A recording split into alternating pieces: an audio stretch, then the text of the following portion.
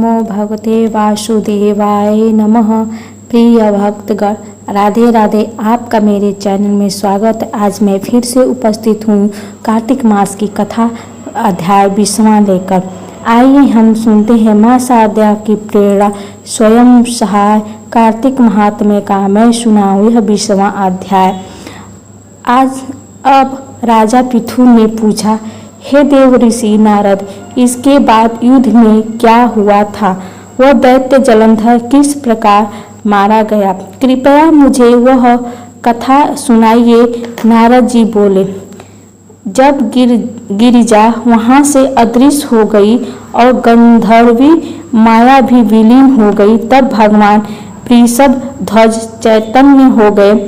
उन्होंने लौकिकता व्यक्त करते हुए बड़ा क्रोध किया और विस्मित मना जलंधर से युद्ध करने लगे।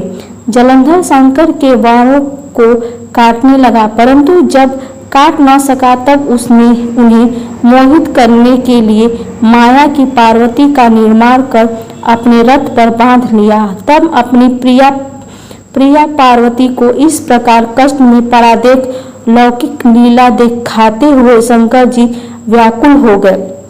शंकर जी ने भयंकर रौद्र रूप धारण कर लिया। अब उनके रौद्र रूप को देखकर कोई भी दैत्य उनके सामने खड़ा होने में समर्थ न हो सका। सब भागने छिपने लगे, यहाँ तक कि शुभ निशुभ भी समर्थ न हो सके।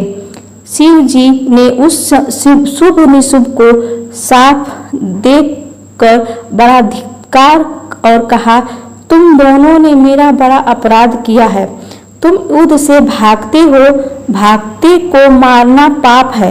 इससे मैं तुम्हें सब नहीं मारूंगा, परंतु गौरी तुमको अवश्य मारेगी। शिव जी के ऐसा कहने पर सागर पुत्र जलंधर क्रोध से अग्नि के समान प्रज्वलित हो उठा। उसने शिव जी पर घोर वार बरसाकर धरती पर अंधकार कर दिया। तब उस दैत्य की ऐसी चेष्टा देखकर शंकर जी बड़े क्रोधित हुए और उन्होंने अपने चंडा कुष्ठ से बनाए हुए सुदर्शन चक्र को जलाकर उसका सिर काट दिया। इस प्रचंड शब्द के साथ उसका सिर पृथ्वी पर गिर पड़ा। अंजल पर्वत के समान उसके सिर के 2 खंड हो गए। उसके रुधिर से संग्राम भूमि व्याप्त हो गई।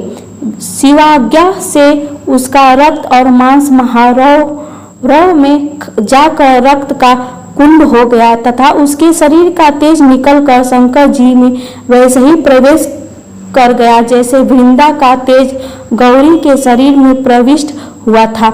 जलंधर को मारा देखकर देवता और सब गंधर्व प्रसन्न हो गए। प्रिय भक्तगण, ये कार्तिक मास की कथा अध्याय 20वां थी। फिर हम कल मिलेंगे अगले अध्याय के साथ।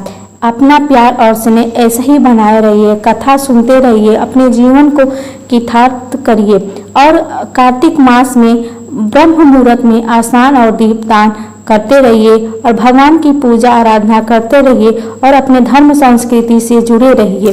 प्रिय भक्तगण, अगर कथाएं अच्छी लगती हों, ये अध्याय कैसा लगा, आप कमेंट बॉक्स में कमेंट करिएगा। ओम नमो भगवते वासुदेवाय नमः।